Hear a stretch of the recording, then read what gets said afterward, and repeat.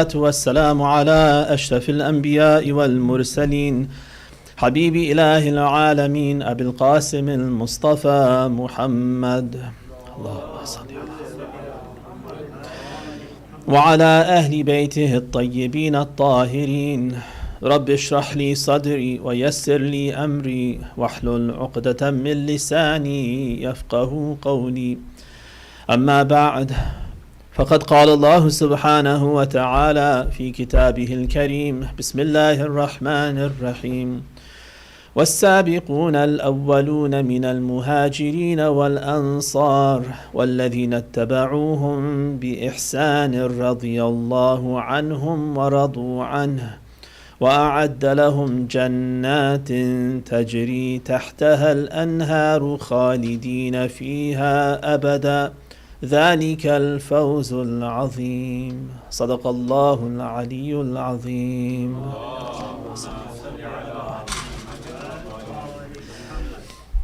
For each night we have been together, we've been speaking about different companions of the Prophet and the Imams and trying to learn lessons from their lives and from a particular story that they participated in. Yesterday we began talking about a companion. I'll just finish up his story before we move on to the next. We began speaking about Ishaq ibn Ammar al-Sayrafi al-Kufi. He is a companion of the 6th and the 7th Imams. And I shared one story with you about him closing his doors on the beggars of Kufa and the Imam reprimanding him for that. And the idea, the reason why he did it was not because he didn't want to give or he was trying to become stingy, but he was afraid of a problem with his own intention, or maybe the rumors that would spread that if people know that I am generous with the poor, then maybe they'll start saying that I'm doing it to show off and to impress people. And so that intention and worry about his intention got to the point where he decided not to do the good deed. And so the Imam is telling him that that's the wrong way to think. Right? And that's the lesson. One lesson that we should learn from that is the intention. The process of purifying our intention is an ongoing struggle that we have to engage in, but that should not paralyze us from doing the deed. Doing the deed with a problematic intention is much better than not doing it at all. If we don't do it at all, shaitan wins and we lose.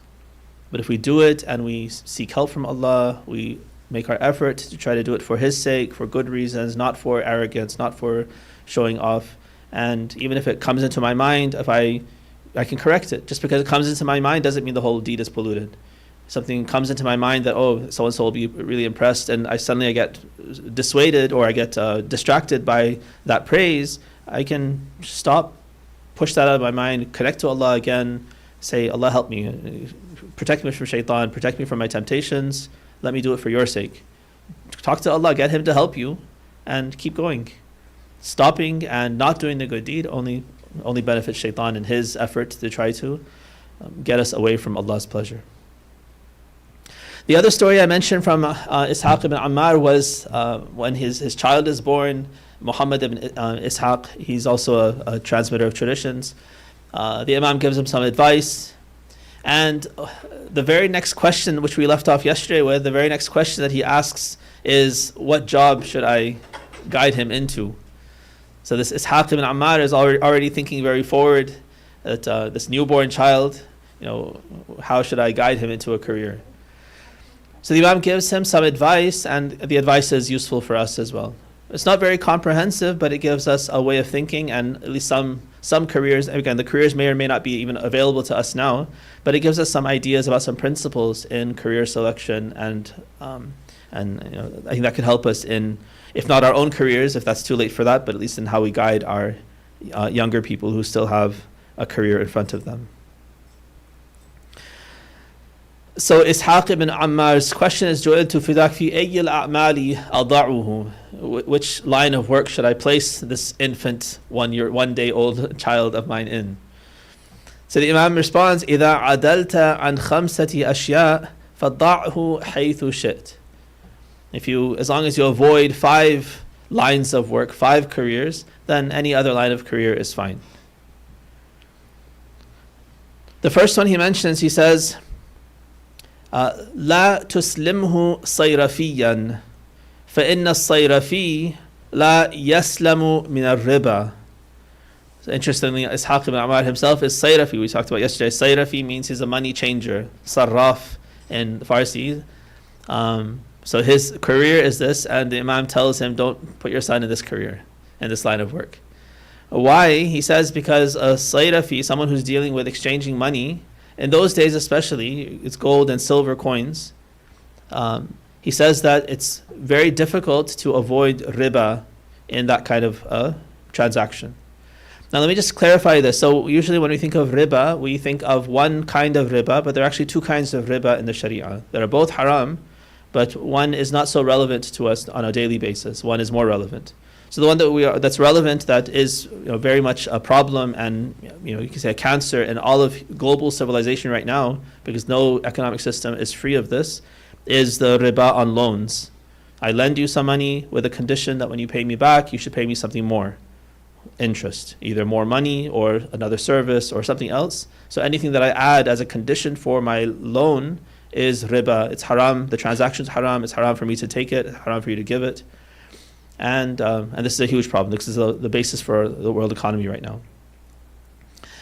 That said, let me just give you one footnote on that. So one thing that I think people don't realize is if I lend you some money, while I am not supposed to demand any interest on the repayment, but it is mustahab for you to give me more than you borrowed from me.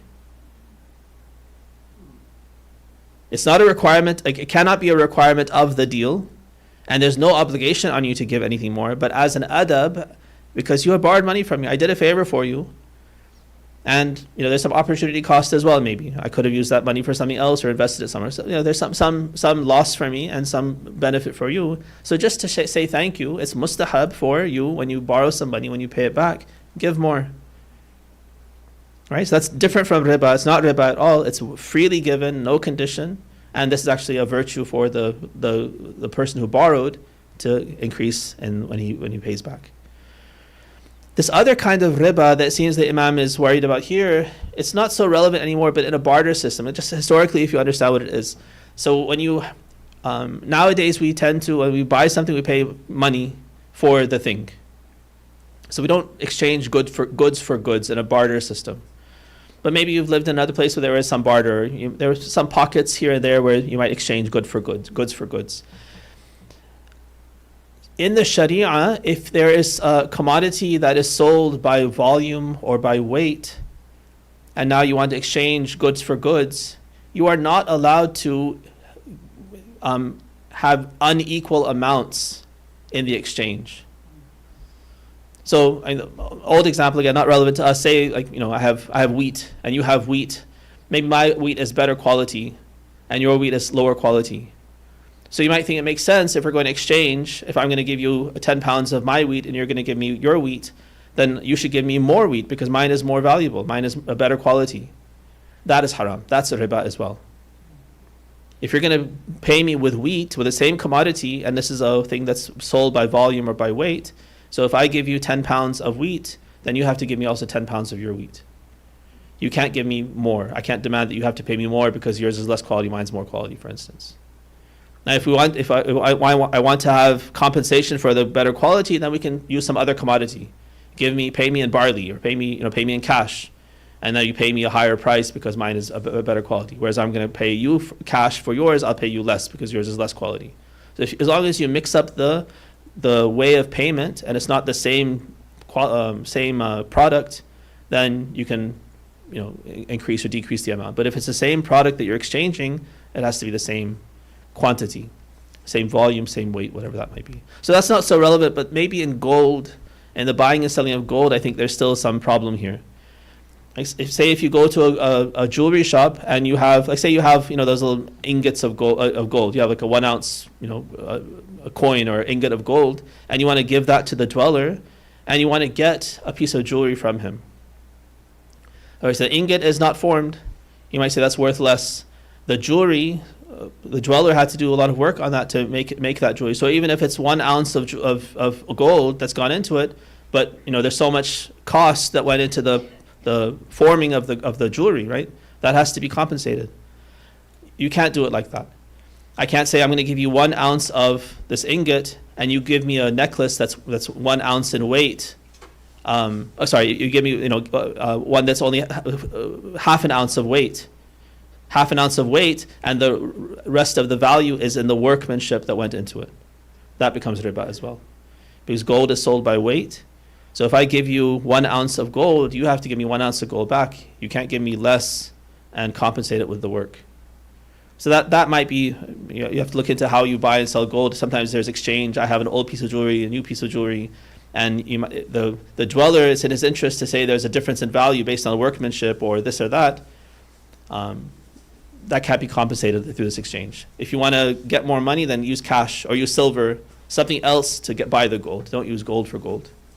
All right, so that's a kind of riba. Just for historical purposes, maybe if you're buying jewelry or buying gold and silver, then it might be relevant to you as well. But that seems to be what the Imam is talking about. The sayrafi in those days when they're exchanging dirham and dinar, gold and silver coins, then this is a problem. Now, one interesting thing, and actually we have another hadith. There's another companion. There's another companion of the 6th Imam. Actually, for the 5th Imam, his name is Sadir as-Sayrafi. So he's also Sayrafi, one of the very high caliber companions of the Imam and narrator of traditions.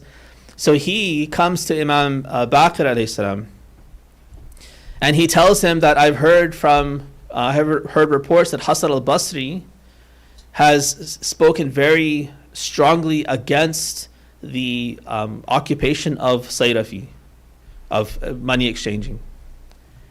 And he says the following. He says, so he's quoting, Hasan al-Basri is now held in great esteem by Ahlul Sunnah as one of the scholars from the Tabi'in generation. But he had many problems. He had the people he followed were problematic, and we have a lot of interaction and negative evaluation from the Imams, Imam Sadiq, Imam Baqir, of Hasan al-Basri, because he was deviant in his understanding of fiqh or in terms of his beliefs. So Sadir, who's also engaged in this occupation of money changing, now he becomes worried because that's his occupation. So he comes to the Imam trying to clarify that I've heard this from Hasan al-Basri. Is it true? Is there any merit to this or not? He says, بلغني عن حسن البصري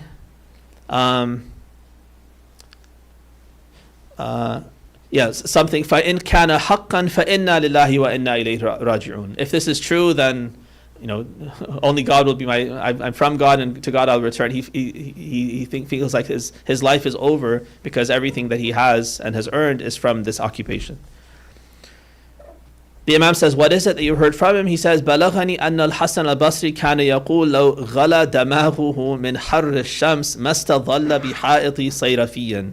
If he's out in the sun and his head is burning up from the heat of the sun, and the only option is to go into the shade of a house or a shop that is run by a sayrafi, a money changer, he won't dare go in the shade of that, to get relief from this, from the heat stroke, because of he's afraid, for instance, that Allah will send punishment on that sayrafi and destroy him as well. And he gives a couple of other very kind of dramatic types of things like that. And then Sadir himself says, وَهُوَ عَمَلِي. This is my occupation. وَتِجَارَتِي وَفِيهِ نَبَتْ لَحْمِي وَدَمِي. My flesh and my blood has been produced off of this occupation and the money I've earned from this occupation. وَحَجِّي وَعُمْرَتِي. My hajj and my umrah I've done with the money I earned from this occupation. فَجَلَسَ ثُمَّ قَالَ كَذَبَ الْحَسَنِ. Imam Baqir, he says, he's a liar, he's lied. خُذْ سَوَاءً وَأَعْطِ سَوَاءً. Just make sure that you give the same as you get. Make sure you're not cheating, you're not taking your cut, you're not doing this or that, you're not playing any games. You're exchanging even quantities for even quantities, and there's no problem. فَإِذَا حَضَرَتِ الصَّلَاةِ فَدَعْ مَا بِيَدِكَ وَانْهَضْ إِلَى الصَّلَاةِ.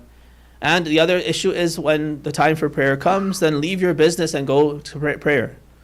So these, he's saying, are the two main pitfalls for this business, that if you start taking your cut and you start giving less or taking more, then that's one problem. And the other is that you're so occupied in your business. This can happen for any business.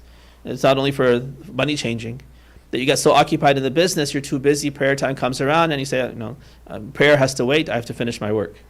So he says, as long as you make sure that when the prayer time comes, you close your business and go to pray, then you're fine. فَدَعْ مَا بِيَدِكَ وَانْهَضْ إِلَى الصَّلَاةِ أَمَا عَلِمْتَ أَنَّ أَصْحَابَ الْكَهْفِ كَانُوا سَيَارِفَةً, the plural سَيَارِفَةً. He says, actually, don't you know Ashab al-Kahf, who were praised in the Quran? This was their occupation. I haven't followed this up to see if we have other traditions that mention this, but this hadith claims that all or some of the Ashab al-Kahf, this was their occupation. So the Imam wants to say there's nothing wrong with this occupation, but there are some pitfalls. So what our ulama have done, they have these two traditions. One, the Imam is telling Ishaq ibn Ammar, don't let your son get into this occupation. Another hadith, several hadiths say that it's okay, here are the pitfalls, avoid these. Right? And so the sum total of these ahadith, our ulama understand, is that this is a permissible tradition, a permissible career, but there's some pitfalls and just avoid those. Or some have interpreted it as being makruh. It's a less desirable occupation, but permissible nonetheless. So anyway, a little bit of information, and some things touch into relevant parts of our lives. But there's some historical value as well. Recite salawat ala Muhammad wa alihi. Second, he says, remember he's mentioning 5 careers to avoid, and other than that you're okay. He says, وَلَا تُسْلِمْهُ بَيَّاعَ الْأَكْفَانِ فَإِنَّ صَاحِبَ الْأَكْفَانِ يَسُرُّهُ الْوَبَاءِ. He says, he says, "La tuslimhu," meaning like don't put him into the apprenticeship to be trained by a person who sells kafans. Right, so we have to have a kafan for the burial. That's an obligatory part of it. You have to get it from somewhere, but to enter into the occupation of selling akfan, that's your occupation, that's your way of making money. This, he's saying, don't get into that. So this is one of the makruh careers. If you look in the adab for careers, this is one of the makruh careers. You might say, well, how is that supposed to work? We have to have it, and presumably we have to buy it, or we have to grow the cotton ourselves and weave it. If not, then we have to buy it. But selling it is a problem. So how do we figure that out? Someone has to sell it if I have to buy it. So one part of the answer the Imam himself says, he says one of the problems with this career, and this gives us, I think, a very good general lesson, general principle in career choices. He says, فَإِنَّ بَايِعَ الْأَكْفَانِ يَسُرُّهُ الْوَبَاءِ إِذَا كَانَ. He's happy when the plague strikes. Right? Meaning, if you get into a career where your success is contingent upon people suffering, then that's a problem.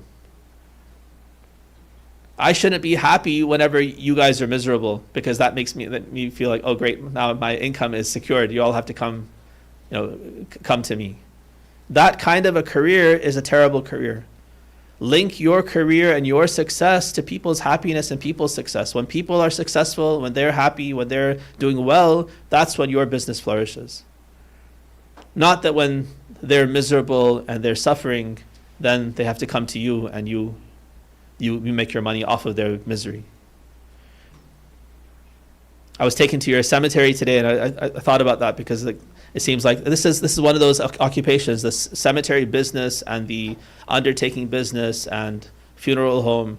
This is such a scam, right? It's the whole business model is to benefit financially, exorbitantly, unreasonably, off of people's saddest day, most miserable day, when they've lost a loved one, when they're so vulnerable and they just want to do the right thing, and they have to bury the person either as a religious obligation or just an emotional and a cultural right they have to pass through to take care of this loved one.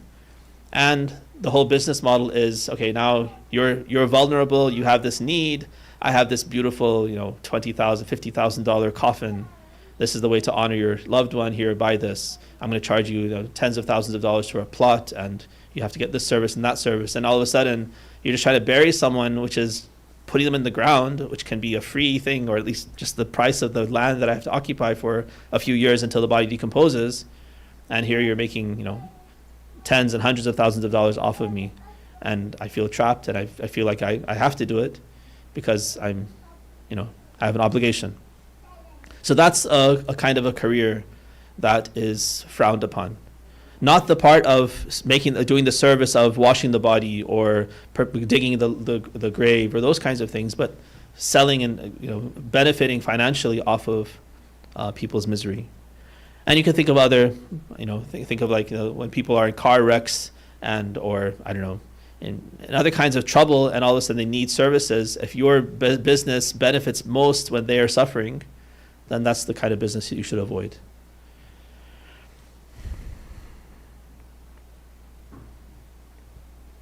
All right. The third thing he mentions is وَلَا تُسْلِمْهُ بَيَّاعَ الطَّعَامِ فَإِنَّهُ لَا يَسْلَمُ مِنَ الْإِحْتِكَارِ. Don't allow him to get into the selling of food. Right? To the food service where you're selling groceries, for instance. You're selling especially like staples, things that people need.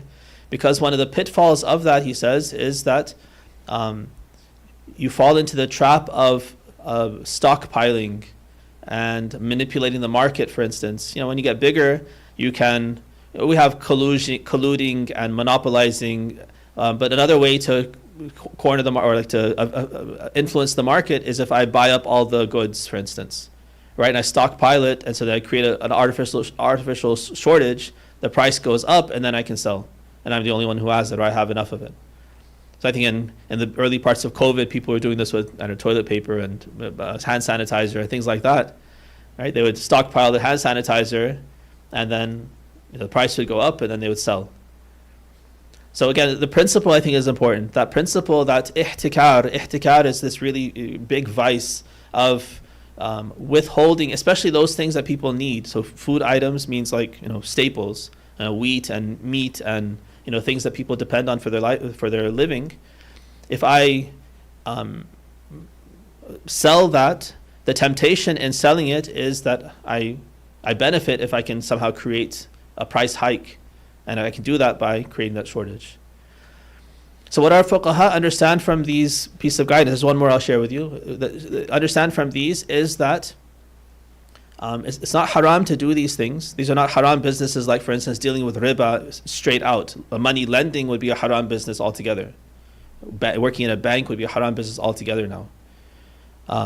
But they're considered makruh, and there are pitfalls, and there are certain like psychological problems linking yourself to people's misery. I'm happy when you're miserable. That you can see how over a lifetime of working in that field, your whole psychology changes.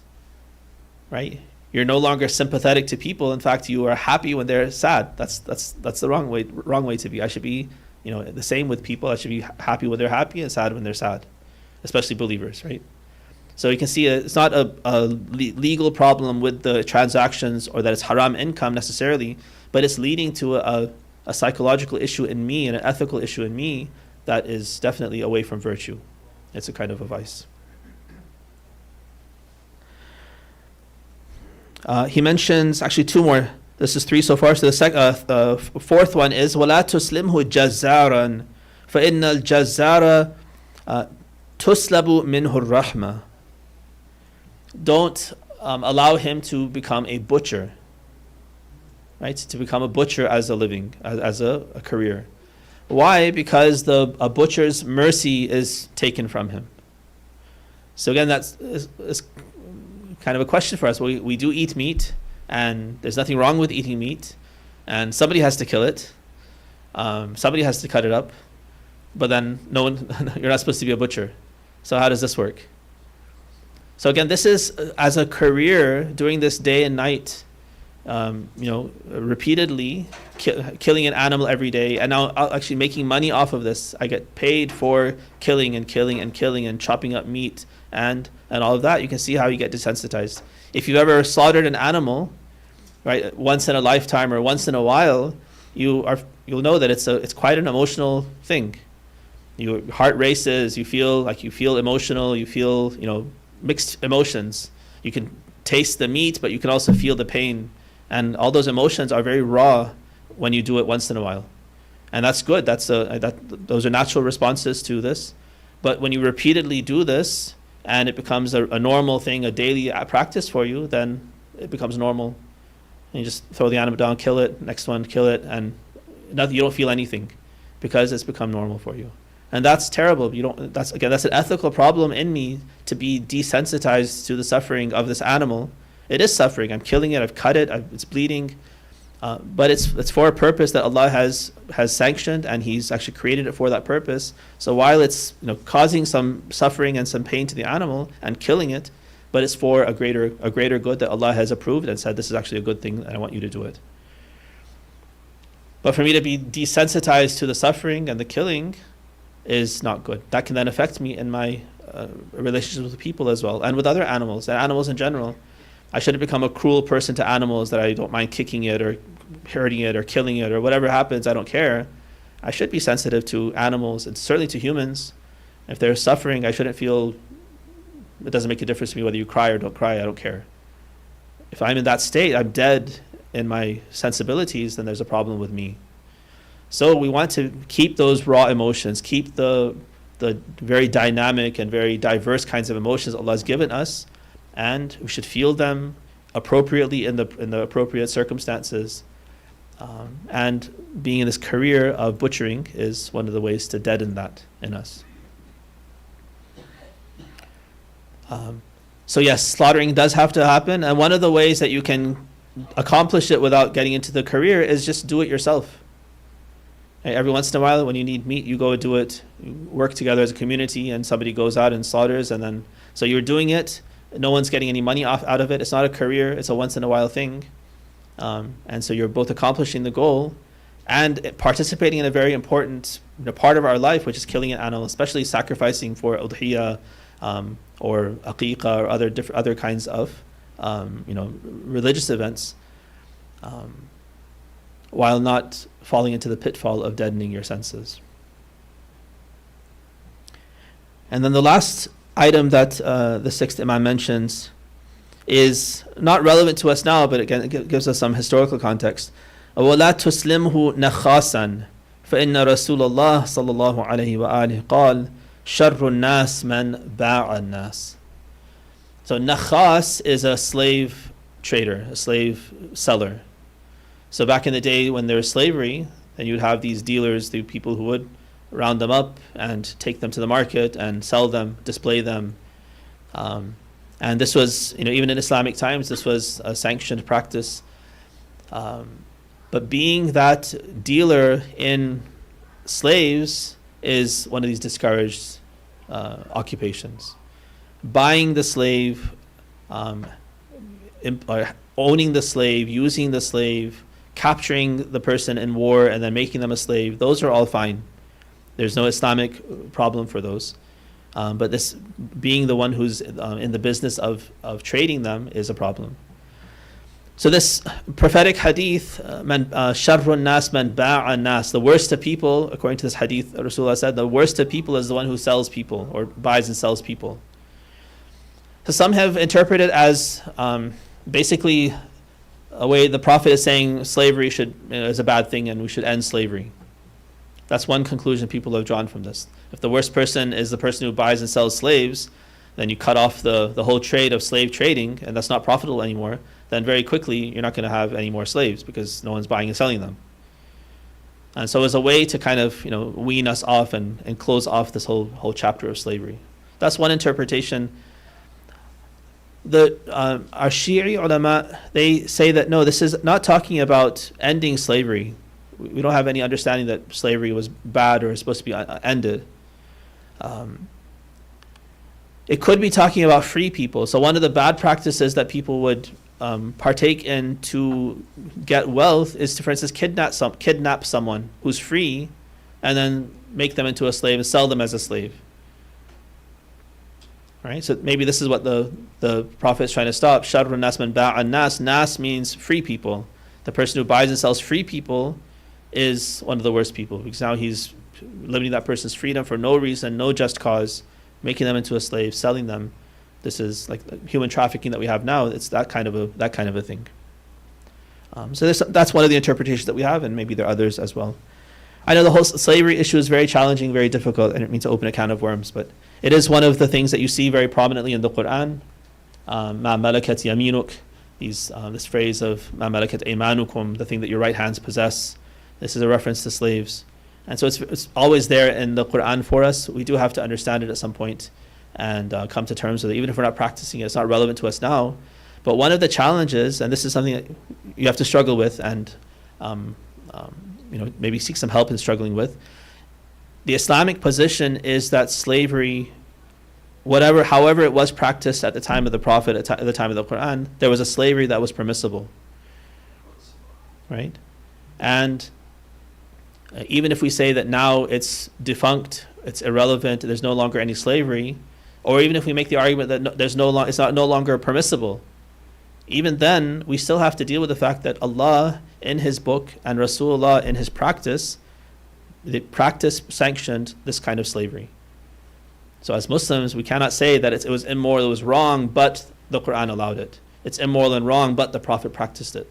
That doesn't make sense to us. That's not the way we understand things. Whatever Allah legislates, whatever the Prophet did, that is our standard of right and wrong, right? So somehow we have to reconcile what kind of slavery was it? Was it the same kind of slavery that we now condemn in American history and American society, or was it something different?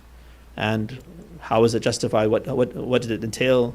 How were those slaves brought into slavery? Were they kidnapped? No, they were not kidnapped. How were they brought into slavery? So those are things that we have to struggle with, not in a practical way because it doesn't affect our practical lives, but it's an intellectual problem. And if you don't address it, then sooner or later when you encounter this, they can destabilize your faith. Because if someone says that slavery is absolutely wrong, there's no justification for anyone to own another person, and then you see that Islam allowed it, then the conclusion is either that your idea is wrong or the Quran is wrong, Islam is wrong. Right? It can create a crisis of faith unless you come to terms with this. All right, recite wa salawat ala Muhammad wa ali Muhammad. In the time we have left today, I want to focus us on one other companion. And we may not think of him as a companion because he's so close to the Prophet, but it's Abu Talib, ibn Abdul Muttalib. So Abu Talib, he also fits into the same category of companion in some way because he's with the Prophet. But he's so much more. So I don't want to discount him or bring him down to the level of just a companion, but we can talk about him and his story. Over the last couple of years, I've been writing a seerah of Rasulullah, and in that process, I feel like I've rediscovered who Abu Talib was and made very, very good connections with him. And he's become elevated, like through my reading, he's become elevated from wherever he was in my conception to this incredible, brave, fear-inspiring hero who was this just looming figure in the Prophet's life and in the life of the people of Mecca. Let me share a couple of stories with you to show you that side of Abu Talib. So maybe like you, I don't know if this generation has grown up. When I grew up, it was like 20, 30 years after the production of The Message. So The Message was this story of the Prophet, international blockbuster, made by Sunni and Shia collaboration, I think with input from Shaykh Shirri from Detroit, and quite a good production. And it was like a standard thing. I would watch it growing up, several times per year, had the whole thing memorized. That was my understanding of the Prophet and early Islam, was through that movie. And I think it's probably a similar experience for many people. So the movie is very good in many ways, but the way it portrays Abu Talib, he comes across as this very weak, frail, feeble character. While he is protecting Rasulullah, but they portray him as a very weak kind of a person. And so then when you think of that image in your mind, doing the kinds of things and being the kind of person that you see in history, you see there's a huge gap between that image and who he really was. One example we have to show who he was. So the story of Abu Dharr and his first interaction with the Prophet is a very beautiful story. Abu Dharr's name was Jundab ibn Junada, or Jundab ibn Junada or Janada, I'm not sure. So he's from the tribe of Ghifar, which is one of the nomadic tribes in the north. And the tribe actually was quite, they're maybe troublemakers in general. They were bandits typically, They would rob caravans and things like that. But Abu Dhar was a very moral person even before he became Muslim. And he separated himself from his tribe. And he would just, he was a shepherd. He had his animals, and with his wife, they would be out so he could avoid all of the negative activities of the Ghifar tribe. And he was already engaged in prayer. We have actually narrations. Rasulullah asks him at one point, what is this prayer that you offer that Gabriel himself has praised you for? Right, so Gabriel is coming to Rasulullah and praising Abu Dhar for a prayer that he himself, on his own initiation, would say. And Rasulullah has asked Abu Dhar, what is this prayer that you used to say? So that's the kind of person we're talking about. So he was very pure, very righteous, even before he had contact with Rasulullah. And this one narration actually tells us one of his du'as was, guide me to the truth, guide me to the path. And so we're told one of the two stories of his conversion was that he was in the outskirts of Mecca, somewhere with his herd, with his wife, and a wolf comes to attack his animals. And so he goes to defend his animals against this wolf. And he makes some comment like, what a foul beast you are, what a terrible beast you are, you're attacking my animals. And so Allah, because of his purity, he creates the ability for this wolf to speak to him. And the wolf says, I'm not as bad as those who now attack the last messenger of God. They've surrounded him and they are attacking him like a pack of wolves. So somehow, through some mukashafa, some sort of a vision, Abu Dhar is able to hear this message, and he realizes that the time has come. So he tells his wife, I'm going to go, and he packs his provisions. He goes into Mecca, and he makes investigations to find out who is this messenger, where is he, how can I make contact with him. So he wanders around a bit, tries to get a sense for what's happening, and he overhears some people talking about this new person, and then suddenly everyone shushes up, and they say his uncle's coming. And so the uncle comes as Abu Talib, who enters, and Abu Dhar sees that everyone is so scared of him. And so he follows Abu Talib, and then when Abu Talib recognizes that he's being followed, he asks, who are you, what do you want? And he says that I've heard about a new messenger of God, and I want to meet him. Abu Talib, he questions him, he grills him, he says, if you meet him and if you believe what he says, will you support him? Will you support him with your actions and your life? He says, yes, I will. So he takes him. He doesn't take him directly to Rasulullah. He puts him in a house, maybe his own house. He vets him for a whole day. He makes him wait there. He asks him some questions. Then the next day, he turns him over to Hamza, his brother. And he does the same thing. He vets him and kind of asks him questions and makes sure that he's honest and he is who he claims he is. The third day is Imam Ali. So like this, through this process of vetting and checking his intention and kind of creating some obstacles to test his sincerity, they guard Rasulullah. And finally, after this vetting process is over, Imam Ali takes him into the presence of Rasulullah. And we're told that he probably coached him ahead of time to how to greet Rasulullah, to say Assalamu alaikum. And so when he comes into the presence of Rasulullah, he says Assalamu alaikum. And he's gone down in history as the first person to ever use what's called Tahiyyatul Islam. So, Assalamu alaikum is called Tahiyyatul Islam, the greeting of Muslims. So Abu Dhar is the first one to use it. Now when we say he's the first one to use it, does that mean Rasulullah didn't use it, or Imam Ali didn't use it, or Abu Talib didn't use it? My understanding is that the family of the Prophet is always excluded from these kinds of things. When you say the first to do something, it's the first outside of the close family. Right? But that's still a great honor. And of course, he didn't create it. He didn't invent the greeting. So obviously, Imam Ali must have coached him to say it, but he's the first one to use it outside of the intimate circle. Our seerah books say that he's the fifth person to convert, to become Muslim. Again, the fifth person outside of the close family of the Prophet. Because of course, Khadija and Zayd and Imam Ali and Ja'far and Abu Talib, all these people had already converted right away. Fatima bint Asad, Ayman, all these people had converted. They were Muslim before he declared himself as Muslim. They had already submitted to the prophecies that they knew about him. But outside of the family, he was the fifth, or one of those early converts into Islam. So this, partly it's praise of Abu Dhar and his conversion, but partly also Abu Talib's role as this bodyguard for Rasulullah, someone who was very careful, struck fear into the hearts of people in Mecca. Another story that shows his formidable nature is the story that happens around the Mi'raj of Rasulullah.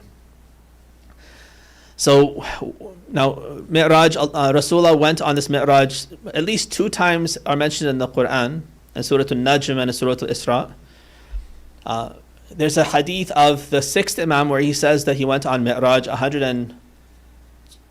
now I'm drawing a blank, 120 times or 160 times. I believe maybe 120 times. So there are multiple events where he did this Mi'raj. We don't know anything more about those events. But one of the ones that we do have information about, he was in the house of Hani, Abu Talib's daughter. He was sleeping there, and then in the night the angels come and the Buraq comes and takes him on his Isra and Mi'raj. And nobody knows, the household, Hani doesn't know that he's gone, Abu Talib doesn't know he's gone. Now Abu Talib's habit from the Prophet's childhood was to hover around him to protect him. He would not sleep through the night ever.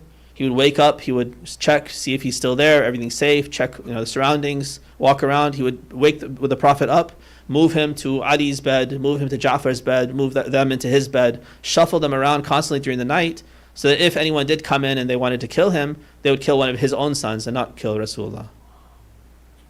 So that was his habit from the Prophet's childhood. He came into his household when he was 8 or 9 years old. And so even in adulthood, he's still guarding. And so when Hani realizes the Prophet's gone, she alerts Abu Talib and he goes into high alert. He calls together the Banu Hashim and he says that I think something bad has happened. I need you all to come fully armed, have your daggers and keep them with you. And they march together into Masjid al-Haram. It's in the month of Ramadan. And so even in the Jahiliyyah, people were gathered, all the elders of the Quraysh were gathered there. And Abu Talib tells his Banu Hashim army, he says, I want each of you to go and stand near one of these leaders of Quraysh with your daggers concealed. If I give you the word, then you kill your man. Right? So he sets this all up. No one knows what's happening except for him and his people. And they're all arranged. And then he confronts them. He asks them, like, where is my nephew? And this is Mi'raj and Isra. They had nothing to do with it. Right? But they don't know how to answer him. They're dumbfounded. They're trembling. And they swear that we have no idea. We didn't do anything. He says, if I find out that any of you had any role to play in harming him, then it'll be the end of you. In the meantime, it's near Fajr prayer. Rasulullah comes back. Hani sees him, and she tells him that your uncle is, on high alert. This has happened because he thinks you're missing. So Rasulullah rushes to Masjid al-Haram to catch up with Abu Talib and let him know that I'm safe, I'm fine. And so it de-escalates. But Abu Talib, he wants to use this opportunity to flex his muscles. He tells the people in the Haram, he says that, this time you all were innocent. But if you ever touch a hair on his head, I'll show you what I would do to you. And he tells all of the Banu Hashim, show your blades. And they all pull their blades out, and every one of the people of Quraysh sees that there's a guy right next to him ready to stab him. And they are totally struck with fear. And they realize how powerful Abu Talib is. That gives you a sense of this kind of, of course, loyalty, of course, protectiveness of Rasulullah, but the kind of strength he had, military strength of muscle that he also exercised, political strength that he exercised over the people of Mecca. Let me tell you one more story. We have a little bit more time. A little bit down the road, after Risalah has come, Lady Fatima is born and she's a few years old. We're told that one day Rasulullah was praying in the Masjid al-Haram, and some of these Quraysh, there are some of them in particular who are known as mustahzi'un. Mustahzi', istihza' means to mock and make fun. So the mustahzi'un, Allah has actually used this term for them. Inna kafaynaka al-mustahzi'in. He uses this in Surah Al-Hijr. So this mustahzi'un were people who were always making fun. The Quran tells us that it used to call him a magician and a liar and a poet, a madman, right? All those kinds of words that they would use. So these are the mustahzi'un that would use these words and try to talk to people who are coming into Mecca to tell them that, oh, there's a madman walking around here. If he tells you anything about this one God and this kind of thing, then just ignore him. They would get that into people's minds so that they would hopefully not listen to Rasulullah's message. So these people are known as mustahzi'un. The leaders of these, there are three individuals. One is the father of Amr ibn al-As, Al-As ibn Wa'il. The second is the father of Walid ibn Uqba, the one who prayed 4 rak'ah for Fajr because he was so drunk. His father is Uqbat ibn Abi Mu'ayt. So As ibn Wa'il, Uqbat ibn Abi Mu'ayt. And the other one is An-Nadr ibn al-Harith. He was killed, he was one of the captives of Badr, and Rasulullah took him on the way back to Medina and had him, actually both these, Uqba and Nadr ibn Harith, he had Imam Ali execute them as prisoners of war while they were bound and tied in a way that was unprecedented. All right, so these three individuals, they are talking and they kind of dare and challenge one another, and they decide that they're going to play a prank on Rasulullah as he's praying. They go past the Mas'a now. The Mas'a is between Safa and Marwa. Past that, there was a place called Hazwara. And that's where they used to slaughter animals, sacrifice animals, right there. And so they go and get some of the entrails or some of the uterus and things like that from the piles of waste from the slaughtering. And they bring it over, and when Rasulullah goes into sajda, they dump it on him. And they have a good laugh, and they go back, and everyone's laughing and having a good time that they've done this. Rasulullah is very poised. He continues his ibadah. Obviously, he feels very, very badly inside. The story tells us that at that time, Lady Khadija and Lady Fatima enter the masjid, and they see this happening. And so Lady Fatima is a toddler, like 2 years old, 3 years old. She runs to her father and starts to clean him off to remove all of this garbage from him. And she's crying. The three of them then leave without any more engagement with those people. They leave and they go straight to Abu Talib's house.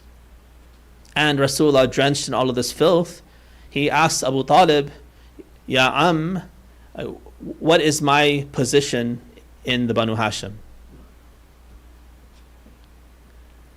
And so Abu Talib sees this. He's besides himself. He calls one of his servants. He says, clean up my nephew, get him in clean clothes, bathe him. And he gathers again the Banu Hashim together. And Hamza is there fully armed. They go back into the masjid with Rasulullah all cleaned up now. And he gathers all the people who played a part, the three who actually did the deed and those who were supporting them and daring them and laughing with them. He lines them all up. And he says, get down on your knees. He tells Hamza, go and get some of the entrails from the Hazwara, and he brings it and he rubs it on the faces and the heads and under the noses of all these individuals right down the line, and they don't dare move. And once he totally disgraces each one of them and makes it known what the consequence of touching his nephew is, he turns to Rasulullah and says, this is your position in Banu Hashim. If they touch you, I will punish them like this. So it gives you a sense of how strong he was, how powerful he was, physically, politically. He had the full deference of all the leaders of Mecca. They would not dare to do anything to Rasulullah or to Banu Hashim as long as Abu Talib was there. Not just because he was an old, weak man. He had the sword as well, the strength as well, and the command of such an army at his disposal. So it's mainly out of admiration that I wanted to tell the story, just so we recognize who he was. There's, from the beginning of Islam until now, there's been a constant campaign to bring him down, to discount his personality, his contribution to Islam. And as I write this book, I find even in our history, there are just little stories even that try to take away something from him.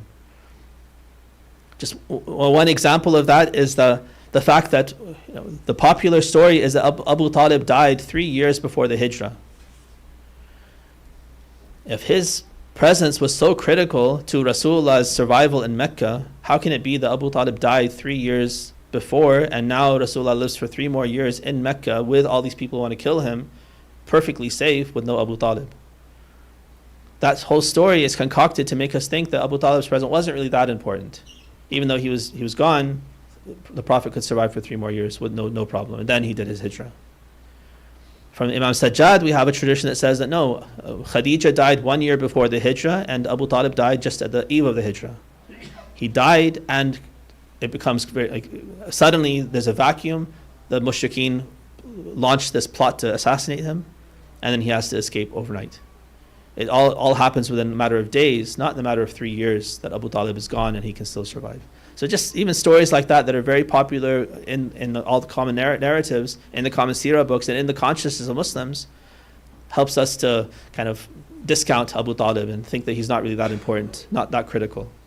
But the reality is that he was this kind of an individual, and we owe him an incredible debt as Muslims, and we should have great love for him, admiration for him, and remember him as this great hero of Islam. Allah, we ask you to shower your mercy and blessings on Muhammad and the family of Muhammad. Allah, have mercy on the soul of Abu Talib alayhi salam. Help us to know him and all of the heroes of Islam, the companions of the prophets and the imams. Follow in their footsteps, have their kind of devotion, and raise us in the hereafter in their company as followers of the Ahlul Bayt. وآخر دعوانا أن الحمد لله رب العالمين.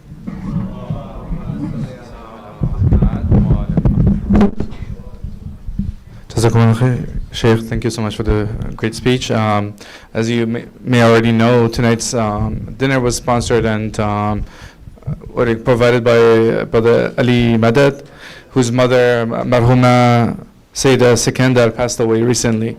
Please keep her in your du'as and your prayers, and a loud salawat, inshallah.